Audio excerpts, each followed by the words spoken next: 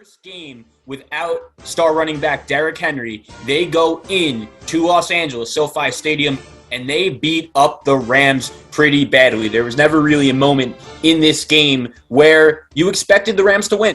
Props to the Titans. They end up getting the dub by a final score of 28-16. And considering what else happened in the AFC yesterday, Will, when we look at Buffalo going down to Jacksonville, we look at Baltimore. They were in a very close neck-and-neck game with the Minnesota Vikings. Obviously, Kansas City has really struggled. When you look at these Tennessee Titans, it's unfortunate. Derrick Henry, who was the heart and soul of their team, he went down. But in their first game yesterday, they really stepped it up. What were your thoughts on that performance? And what does the future outlook for this Titan team look like going forward for the rest of this year? Well, when we talk about the Tennessee Titans, we have to remember the Tennessee Titans, right? The famous movie, we know that. But at the same time, when we remember the Titans, we will remember for the last couple of seasons, especially this year, that this team is resilient. And it comes at a credit to head coach Mike Vrabel. When we talked about this team this year, a lot of it was how would this team react to the loss of Arthur Smith. He basically got a lot of credit for Ryan Tannehill's development, for this development of the makeup of this team. And Mike Vrabel, he kind of got some credit, but not fully. We need to look at this team and realize that this team is built for the next man up mentality. You just lost your king, but yet you were still able to defend your kingdom on Sunday in the highest of highs, in a prestigious game to go on the road playing against a high-octane team that a lot of people, not me, not I, but a lot of people point to being the Super Bowl favorite. And you won that game on the road, and you look good doing it. And all I've seen from this team, even after the loss of the Jets, I didn't really put too much stock into it because I know the mental makeup of this team being down in Seattle by 2 scores. They always find a way to come back. They don't lose 2 straight. They do not lose 2 straight. I can't remember the last time I saw this team lose 2 straight games. Now let's talk about 4 straight games. Bills, Chiefs, Colts, and Rams. Impressive. Now, one major takeaway that I would take before I get to the outlook and what potentially looms down the line is that I wanted to see, without Derrick Henry, will this team abandon that formula to win, play action, run the ball, and just throw 35, 40 times a game with Ryan Tannehill and them 2 wide receivers they got? And I kind of got my answer. They're going to still remain who they are. Not panic, not lose their identity. They're still going to run the football with AP, whatever's left of him. With Simmons, whatever he can do, whether it be third down, whatever, they're still going to run their offense. They were up 14-3 in this game. 4th and goal, right? They said, you know what? We're going to bypass the field goal, even without Derrick Henry. 4th and goal, we fake a handoff, green grass, nothing but green on the other side for Ryan Tannehill, Mr. Tannehill, that is. Easy walking touchdown. They're still winning the same plays that they would if Derrick Henry were there. And I think that if they continue to win games like this was the hardest game on the remaining schedule. Now, you can look at a New England game down the line and say that's tough, the way how New England has been playing the last 3 weeks. But this right here, if you told everybody on paper which team was the hardest team left on their schedule, they will point to the Rams. Well, guess what? They beat the Rams, and they beat them up. So the outlook for this team should remain winning the football games and winning, most importantly, this division, which I do believe they can, especially because the defense has been stepping up as of late as well. Jeffrey Simmons, 3 of the 5 sacks on Matthew Stafford. Didn't allow Matthew Stafford and his high-octane offense to get in the rhythm. They shut them where they lie. This defense has been the unsung hero of this team, and I remember interviewing Tuan Davenport, who covers this team daily and travels with this team, and he told me, look, I know this defense was bad last year, historically bad, but these are another year for these guys to get reps, a new system, to get reps, and acquisition of Bud Dupree. I do believe this defense will play much better. And guess what? He wasn't lying. Yeah, so a lot to take down from the Titans' impressive win over the Rams. You started off with Mike Vrabel, and I wanted to talk a little bit more about him and the job that he's done with this Titans team. Will, we talk about it all the time on this show, right? I'm known as the coach's guy. You know how much I care about a good coach, and if you have a good coach, that's going to give you the opportunity to win a lot of football games. But it's weird. When we look at some of the elite coaches of not even years past, but really like this year and the last couple of years, we've had some really good offensive coaches, Sean McVay, Sean Payton, Andy Reid, guys that when they call plays, it's very easy for us to see as a fan that these offenses are run really well and offense sells tickets. We get all of that. But for the defensive coaches, sometimes it takes a little bit more time. For the defensive coaches, sometimes we don't realize right away, or for some reason we just don't give them enough credit for the jobs that they have done. But Mike Vrabel, this is a guy that learned football from Bill Belichick. He played with Tom Brady on the Patriots. He won multiple Super Bowls as a player, and he was a hard knock star. He got this Titans job. All he's done since he's got it is won. But for some reason, we don't really talk about Mike Vrabel in the same conversations in terms of best coaches around the league in the NFL. The bottom line is, all this guy does is win. He's 18-7 the last 2 years. And then the year before that, he just ended the greatest dynasty in football history. And they beat the Ravens, the number 1 seed, Lamar Jackson MVP. Earl Thomas still hasn't recovered from that Derrick Henry stiff arm. And the Titans are legit. They win football games. Another compliment I'll give Mike Vrabel is when we evaluate coaches, right? A lot of times we just go based on what we see from the game film. But part of being a great head coach is your staff. You are not going to succeed hiring just friends from the country club that you think would make a good time. You have to hire the right coordinators. And Mike Vrabel decided to hire some guy named Matt LaFleur, a quarterback coach from the Atlanta Falcons, and he all of a sudden becomes a head coach for the Green Bay Packers. After Matt LaFleur leaves, he decides to keep his tight end coach and make him the offensive coordinator, some guy named Arthur Smith, and the Falcons are actually playing pretty good football.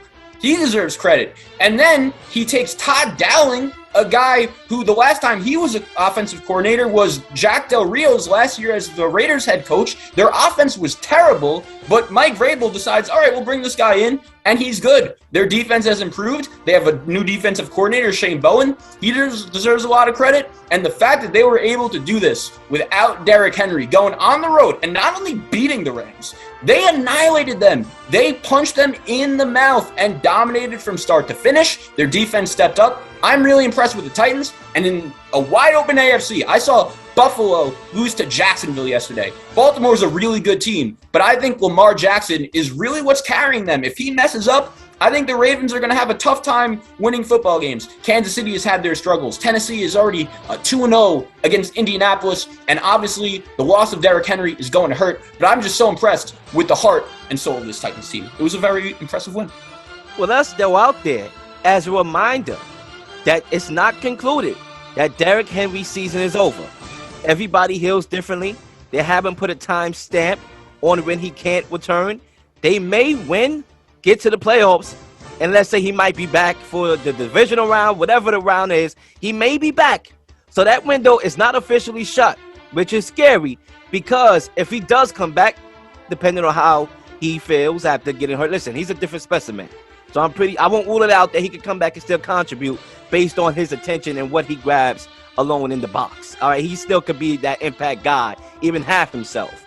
This will make this team dangerous because this team is built to win in cold weather, go to Lambeau type of games, which is run the rock, just, short passing game, deep passing game, play action. They are built to win games like this and upset a team that is the favorite to win against them. And like I said, what they've been through with COVID last year, just everything, they always rose. They always rose to the task. Even some of the games that they lost, where they were getting blown out, like the Browns, they came back and battled back in that game. Seattle this year, down 2 scores, came back and battled. I'm just impressed with this team, and I think we have to give them that credit because it starts with Mike Vrabel, and he has been doing a good job of coaching this team going down the line. So, as far as the Rams is concerned, and I tell people this all the time, because I've been watching sports and the NFL for that matter for a pretty damn long time. And what I notice about professional sports, in particular the NFL, where we will see on a given night that the Jaguars with Urban Meyer can defeat a team like the Bills, nothing is a given. So you're not going to hand me a piece of paper and I'm going to look at it and say, oh my God, Matthew Stafford upgrade. Von Miller, oh my gosh, Jalen Ramsey, oh my gosh. I mean, the list goes on. Wide receivers, Robert Woods, Cooper Kupp, he is a god. That's not going to say, Lil, that's a championship right out the gate. It's not. That's not how football is. Football is how good you play in January is what counts. That home field thing, Yeah, that may have an impact. Maybe, maybe not. I mean, look, at the end of the day, it's two teams in a stadium when it's cold, okay? Going at it for the right to go to the next round and go to the Super Bowl. So when I looked at that piece of paper, I said, you know what? Yes, Matthew Stafford is an upgrade. But how much? If we really look at that upgrade, is that upgrade big enough that it separates them from being a championship contender? Considering the fact that they got there. You know, like it, I don't know. Looking at that game, not saying that they shouldn't have made the move. Because I know, Zach, that will probably be your next question if I bring up something like that. During the comparison game, I would have made the move too. But it's like, how much of a upgrade are we talking about here? Because that brother is 0-3 in playoffs. Now, I don't know what light you think is going to turn off once I get to January with him at the helm. Because clearly the talent is there, but the experience, these big games are not always there with Matthew Stafford, if you fact check his history. So that's the thing when it comes to this team. I still think Von Miller is a decent pickup. I don't know how impactful it would be for this team going down the line because I'm just not looking at the paper. You know, a lot of people are looking at the paper when it comes to this team, but I'm just not. And I think that was more than evident when the Tennessee Titans, on demand, without their best player, was still able to go in there and beat them down in their home field and win that game on Sunday night. So part of the reason why I really liked the Rams' decision to go get Matthew Stafford was because I thought that even though historically, like, he's had a very tough time winning playoff games, he hasn't won one, but I have always said that going from a situation like Detroit, which is literally football purgatory, where no one wins, no one succeeds, to LA and a quarterback-friendly system with Sean McVay, I really like that fit for Matthew Stafford. But we saw last night that, like, Sean McVay did not have his best game. Mike Vrabel ran circles around him. It was not a good performance. The Rams' offensive line got punked. That was pathetic, their effort. And to be honest, I don't really, obviously Matthew Stafford didn't play great, but, I think the Rams' offensive line was really what lost them the game. That was their number one culprit. But whatever, you're right. Matthew Stafford needs to play better. I just think that it was a bad game. I'm not going to panic and hit the panic button yet, but it's going to be an interesting next couple weeks for the Rams because as great of a head coach as Sean McVay is, and I'm a huge fan, he gets very conservative sometimes. I didn't love the decision when it was 21-6 to kick a field goal to make it 21-9. It was a two-possession game either way. Sometimes he gets a little bit too conservative like that. Even the week before, the Rams were up 38-0 to the Texans, and they won, but the Texans scored 22 points in a row to end up covering that game. So I feel like the Rams are a team right now that may be coasting a little bit through the regular season. We've seen, we saw plenty of teams as heavy favorites to lose yesterday, Dallas and Buffalo included. So, it was a weird Sunday. I'm not going to completely hit the panic button just yet, but we're going to get into another team in the NFC West that the Rams are going to be competing with shortly that I think, when you compare the Rams to some of the other teams in the NFC and really the NFL right now, the way they played last night, they're obviously not going to win many games like that. And they have their flaws. They're top heavy, but McVay and Kroenke, Snead, they gave up all of their first-round picks and said, we're going all in this year. So it's a big year, man. You know how important it is for them. Yeah, and I thought that, you're right, I'm not going to put all the blame on Matthew Stafford. But there was some plays, as, it pertains to him in the end zone, in the back of his end zone. We blame Carson Wentz for that. Why we can't blame Matthew Stafford for that? You got what I'm saying? I'm not a Carson Wentz guy. But if we going to blame Carson Wentz for that mistake, we need to have the same energy when it comes to Matthew Stafford. Then on the next possession, he literally Keenan locks into his receiver and throws an interception. Lock into his receiver. The defender was able to jump the route, take it to the house. So he makes even the mistake that, from a guy who's been in the league for so long, you wouldn't expect that. And that's it's almost like Sam Darnold in a way. He's in his fourth year and he's still making these head-scratching mistakes. It's almost like that. He's a really good player and I think he's really talented, but every once in a while, he makes that mistake that really makes you scratch your head. Absolutely. He makes a lot of those mistakes that makes me scratch my head, but that's another topic for another day here. But, once again, when it comes to the Rams, I'm not saying hit the panic button. I'm not saying the moves that they made non-traditionally is going to backfire. We have to see for our own two eyes. But what I'm saying is the Rams, a team like the Cowboys, a team like the Bills, they got their reality check. The 49ers we're going to touch on, they all got their reality check in different ways. The Rams' way was we're not going to cruise and bruise our way to a Super Bowl victory. It's not going to happen that easily. This is still the NFL we talking about here. The other teams will get to some of those teams and what their reality check tells them going forward.